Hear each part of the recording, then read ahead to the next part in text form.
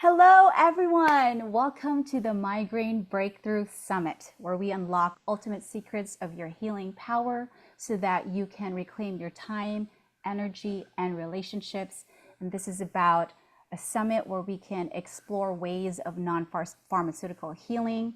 My name is Frances Mormon. I am your host today. I am also a migraine warrior, and I wanted to contribute this summit to our migraine community so that we have a more powerful way of healing ourselves outside of pharmaceutical prescriptions. So I'm excited to actually share with you our expert. She is highly acclaimed in the health and wellness industry. She is a board certified endocrinologist, executive health coach, speaker, and author. Known as Dr. Hormone Hacker, she disrupts our traditional broken healthcare system and guides people on prevention and well care, not sick care.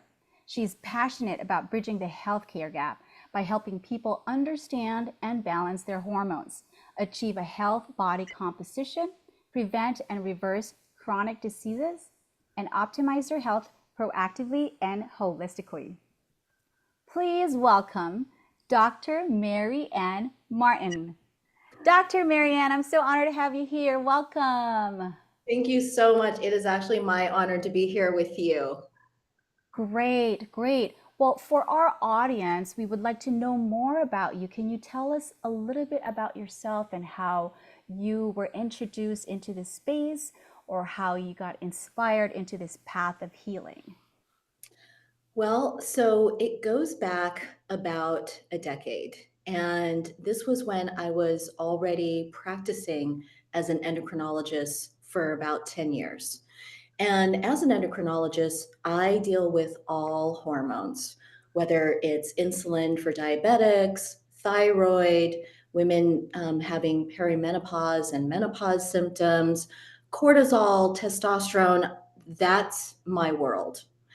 And my world started to crumble 10 years ago because the first thing that happened is that my grandmother developed type 2 diabetes, which she didn't know about.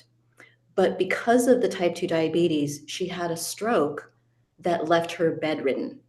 And she was bedridden until the day that she passed. That was my first experience in my family because up until then, nobody in my family had diabetes. And I was under the bias that if you were thin, if you ate fairly healthy, and you were active, you were protected.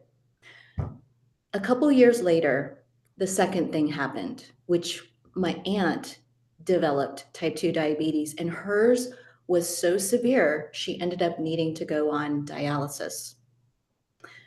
A couple years after that, this was basically the clincher. My mom was the one who was the next victim of type 2 diabetes. Now, growing up in an Asian family, of course we had carbs. Yes, you I know know, that. and I also inherited my father's love for sweets. But I again thought I was thin. I was very active playing sports and exercising. And if I had a high carb meal or dessert, I thought if I went on the treadmill at 10 o'clock at night, I could run it off. But when those three people in my family developed type 2 diabetes, and I saw, these were all women, and I had a daughter to think about as well, I knew I had to find out if I was going to be next. So that day I went to work and I asked my nurse to prick my finger to get a blood sample to draw the A1C. And for those of you who may know, the A1C is the 3-month average of your sugars. And the diagnosis is if it's between 5.7 all the way to 6.4, it's pre-diabetes. Anything 6.5 or higher, you've just crossed over to diabetes. Now, once you prick your finger, it takes 6 minutes to get the results back. Frances, those were the longest 6 minutes that I think I ever remember.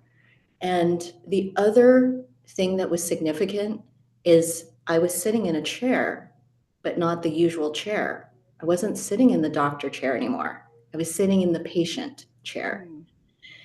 And I felt a lack of control. I felt fear. And when she came back, the result was 5.6, right on the Wow. edge. Okay, now some people hearing that it's 5.6 would go, woohoo, I'm not pre diabetic, right? However, in all the years that I was treating people with prediabetes and diabetes, I knew this isn't just a black and white, like you step over the line or you don't. It is a continuum.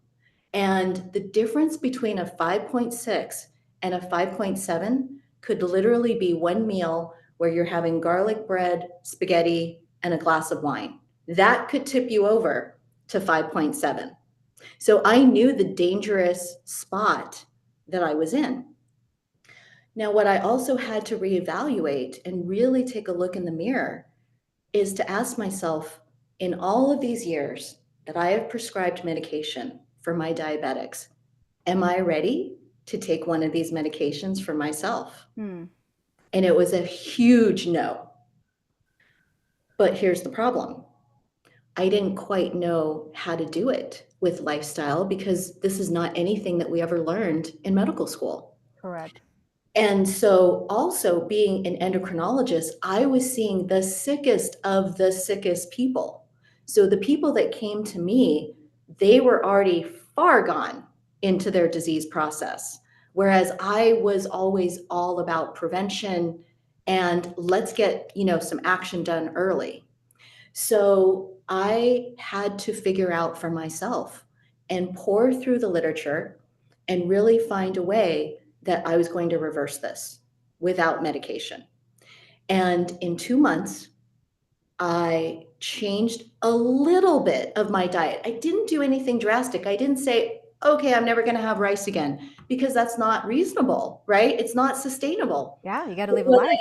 yeah, but what I did do was I had less and I had it earlier in the day. I might have it for lunch, but I wouldn't choose to have it for dinner. And then I didn't realize how important your sleep quality and your stress management was to your sugar levels. Hmm. So I prioritized my sleep. I really managed my stress level. I even changed a couple of ways that I exercised. And I was shocked, Frances, that after 2 months, Hmm. I was able to get my A1C from 5.6 down to 5.2. Now, that is a result that is even better than some of the medications that I was prescribing. And this is just lifestyle. So once my eyes were open, I knew my mission was, if I had such a hard time navigating a way to come up with how to reverse prediabetes, and I'm an endocrinologist, like this is my specialty. If I had that hard of a time trying to figure it out, I couldn't even imagine how difficult it is for someone who's not in the medical field. And my mission from then on was to help guide people that there is a way, and we should be proactive and preventative and catch it early, and you don't have to go on medication. And so Dr. Hormone Hacker really came about because I was first able to hack my own hormones, and now I'm helping others do the same. That is an amazing story. I think it's very relatable for all of us, especially in the migraine community, because of the fact that even for me, myself, it's been a lifetime journey of having to take prescription and pill after pill. But it's disempowering because it just feels like, you wake up in a day of trepidation and you don't know how many pills you're going to pop for the day. But this is why it's so valuable that you're telling us this, because I think prevention really is the key. And I think there's a participation in our end. It's not just a matter of popping pills, it's changing our lifestyle. And that's Yes. really, it requires active involvement on our part. So, Well, it really does involve, first of all, making a decision that that's the path that you want to go. But it doesn't end there. It is a daily intentional choice to do all the best things that are going to nourish your body. And it's not easy to do that every single day. I mean, we're like in the thick of the holiday season, right? And you can choose to continue doing what you know makes you feel the best, or you can give in and start going back to old habits.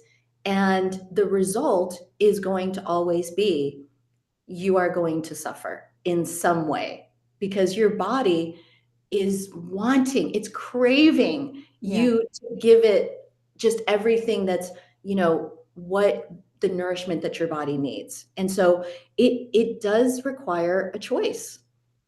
And that's great because it's not even just one choice for the day, but it's moment by moment choice because we eat multiple times a day.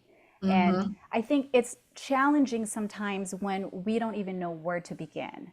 Like the Yeah. food groups, what really affects us? Does it have any relation to our hormone? So, um, is this something that you can explore for us a little bit? Like the food, are there certain activities or certain food groups that affect the hormone and therefore maybe trigger a migraine or inhibit the migraine? Well, so you know very well that a lot of these things are individual. Like you probably know what your triggers are, which Yes. could be very different from another migraine sufferer. But one thing that I really want to point out in terms of hormones is that as far as endocrinology hormones are concerned, thyroid is probably the most impactful on migraines.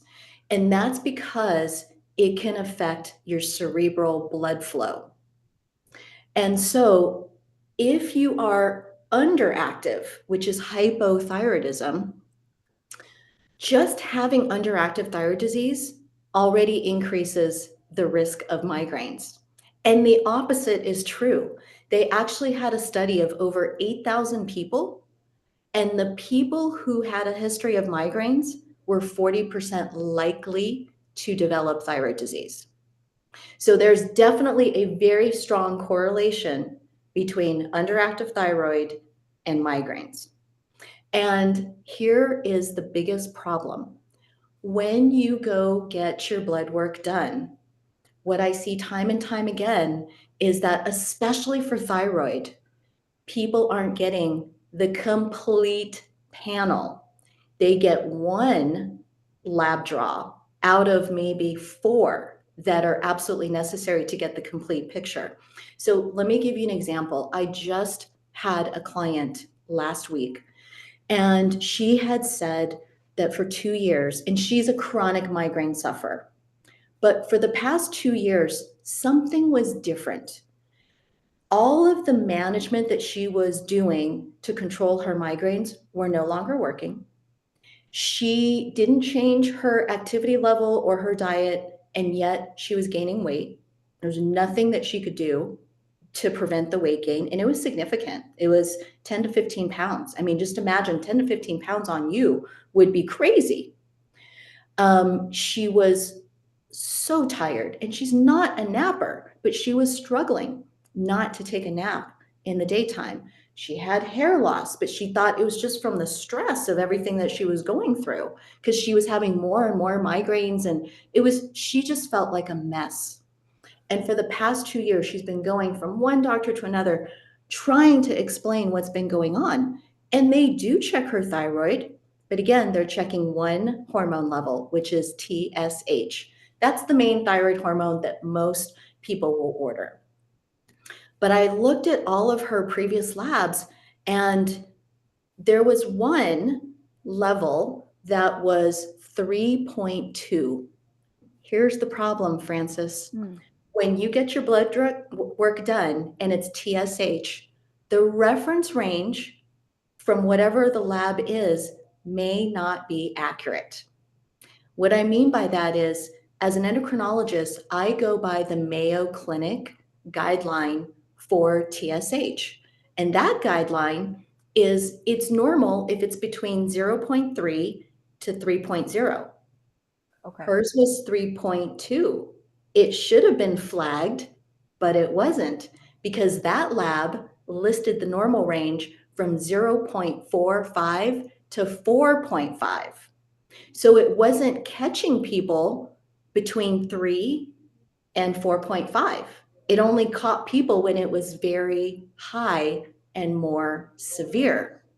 So this whole time for 2 years, she did already have underactive thyroid, but no one diagnosed it because it wasn't flagged. So when I met with her, I explained this to her and I said, first of all, you should have already been, having a complete panel. But secondly, it does look like you might already have underactive thyroid disease. Let's order a complete panel for you and see what happens. Well, when we did, I ordered a TSH, a free T4, a free T3, and an antibody level. So 4 tests instead Okay. of just one. And what showed up, she has Hashimoto's disease. She has a very severe autoimmune form of underactive thyroid that has gone undiagnosed for 2 years. And within 2 months of working with her, changing her diet so it was more anti inflammatory, getting her on a very small dose of thyroid support. And then once she started feeling a little bit more energy, she was motivated to be more active. Like everything just fell into line. And she was going from like 7 to 8 migraines a month down to 1 to 2, Wow. all because we balanced her thyroid. That is incredible. Really, really is. I mean, it's a little bit frustrating because there's no standard of what you really should be looking at. And even like for me, I'm not in the medical field. I have lived this journey, but I wouldn't know what to look for. I would just think, oh, the knows what to order, right? Right. And even when they have ordered it and we look at it, it looks like You green don't even know tea. what it means. Yeah. Yeah, Or not even if the range is there, it's like, what does that number really mean? So exactly. it sounds like it's a lot more comprehensive. Now, my question is, because of our healthcare system, is it something that we can actually ask our doctors and say, can Yes. we have these 4 elements or items in the panel? And I think Yes. you said TSH, free Free T3, T4, free free T3, and a TPO antibody level. TPO antibody level. Okay, and that's all related to the Thyroid. the thyroid. Now, Yeah. does it only go for the hypothyroidism and not the hyperthyroidism? Great question. So there is a relationship between overactive thyroid and migraines, but it's not as strong as underactive. Hmm. But honestly, the hope is this. There was a study done that showed that as little as 2 months of an intervention with balancing thyroid, people are having 50% reduction in their migraine episodes just after 2 months. And that is major because even just Yes, one episode of migraine is so debilitating that it just throws you, derails your schedule and all your other commitments. So that is really what I'm hoping to achieve here to share with the migrant community is to at least have that migraine relief for them. And so when you say just with 2 months of intervention, and what does that intervention look like? Is it supplements? Is it it's everything. So, this is what I love to do with my clients. We start with balancing the hormones first. And when it comes to thyroid, sometimes if it's mild enough, you can just do an over the counter supplement. But in her case, with an autoimmune Hashimoto's thyroid disease, she needed medication. But the beautiful thing about thyroid medicine, it's just replacing the hormones that your body's not making enough of. So, of all the prescriptions that you could take, it is the most natural.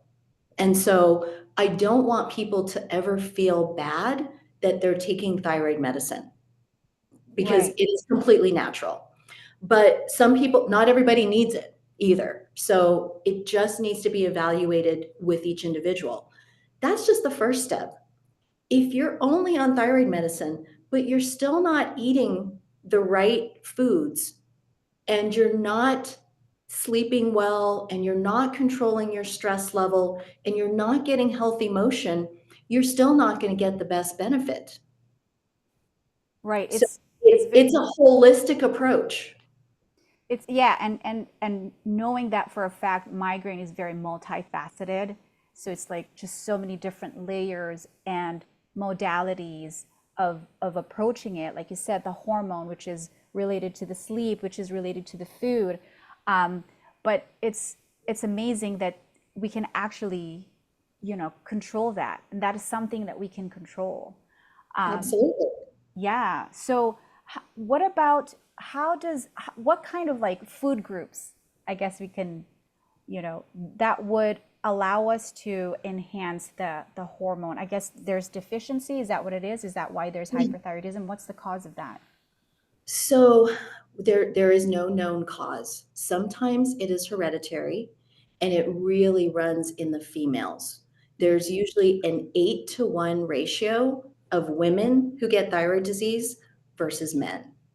But when men get thyroid disease, it is incredibly severe. There are many women who have mild underactive thyroid or overactive, but when a man gets it, it's very, very pronounced. But when it comes to balancing literally any hormone, whether it's insulin, cortisol, thyroid, this is the foundation right here. You want to be on an anti inflammatory type plan, which is focused on lean proteins. So, really getting rid of the bacon and the sausage. And, when people tell me that they're on keto, I almost cringe because you can do keto by eating as much butter and as much fats as you want, and you're still following keto. It doesn't mean that it's beneficial for that particular person. And so it's focusing on lean proteins, whether it's fish, turkey, chicken, tofu, egg whites. All of these things are great sources of lean protein. And then tons of vegetables. And then minimal to moderate carbs. And my personal stipulation for a good carb, all you have to look for is it's got to have at least 3 to 4 grams of fiber. That's it. That's how you know it's a smart, complex, whole grain carb. It has to have fiber. And so this is where quinoa, sweet potatoes, things like that, they are a smart carb. So it's not as difficult as people might think. And so if I were to have my dinner plate, my ideal dinner plate looks like this: 40% protein, 40% vegetables, and 20% carbs. And that satisfies me.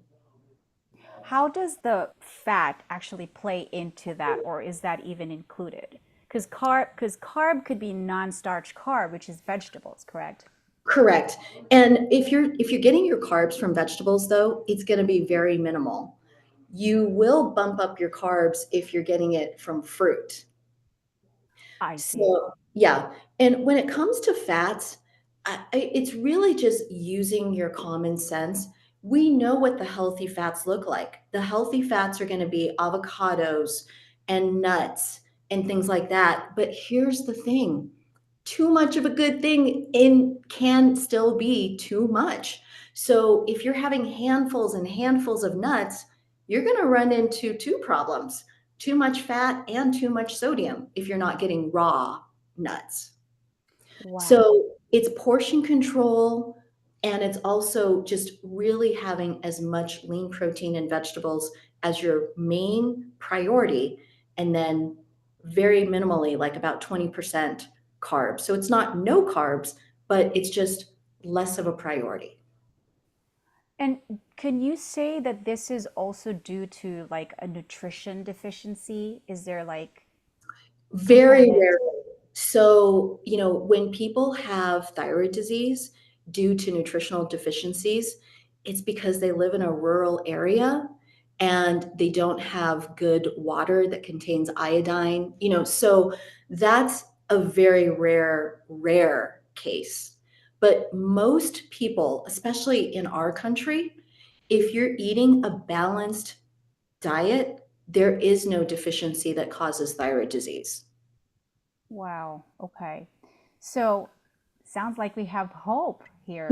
Absolutely, I yes. love that. I love that. And I'm really very thankful that you've shared this with us. Is there anything else? Maybe like you are Dr. Hormone Hacker after all. What other hacks Yes. So, advise us? yeah. So here's the other thing, especially in the migraine space, there are a couple of other hormones that are very important in addition to thyroid that your audience should be aware of. Estradiol.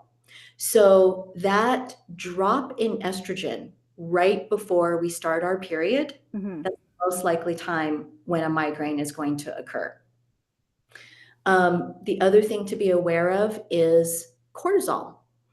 When we're under tremendous amounts of stress, our cortisol levels fluctuate up and down, but it's the letdown when cortisol drops, that's what can trigger a migraine. So just being aware of that, we can really do our best job to minimize those fluctuations so that you're not having those drops. Insulin, anyone who has prediabetes or diabetes, that increases the migraine frequency. But there's a silver lining. So, the one hormone that can actually improve migraines when it's in proper balance is progesterone. So, what I really want to leave your audience with is this: it is so important not to let hormonal issues impact your well being.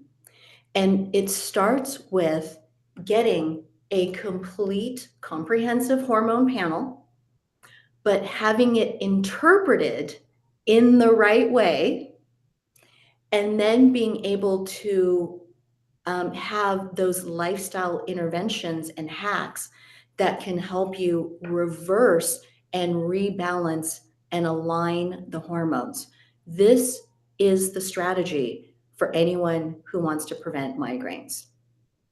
That is a great combination right there. So it seems like we have to do the comprehensive panel, the blood panel. We also have to do our lifestyle change, which involves our diet, sleep, and also managing stress level. And exercise. And exercise, of course, important exercise. So I appreciate all this information, and I hope this has been very valuable to our audience.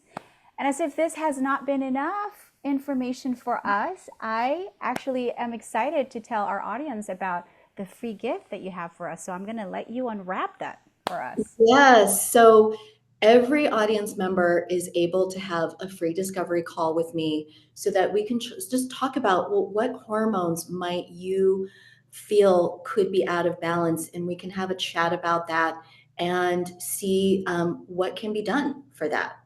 Can you tell us your website where we can find out more information about that? Absolutely. So you would just go to drhormonehacker.com. Great. Well, this has been truly valuable. It's just so much energy here, and I'm feeling hopeful already about this, this modality of healing, and it already feels very empowering. So I'm really honored and pleased to have you in our show. I hope this is not the last time that we're going to be able to have you as our special guest. And to all of our viewers, thank you for your time joining us. I hope this has been very valuable for you and that you find something powerful that you've learned about yourself so that you can find relief and freedom from the chains of migraine. Wishing you all the best in health. This is Frances Foreman signing off. Have a great day. Thank you, Dr. Marianne. Thank you.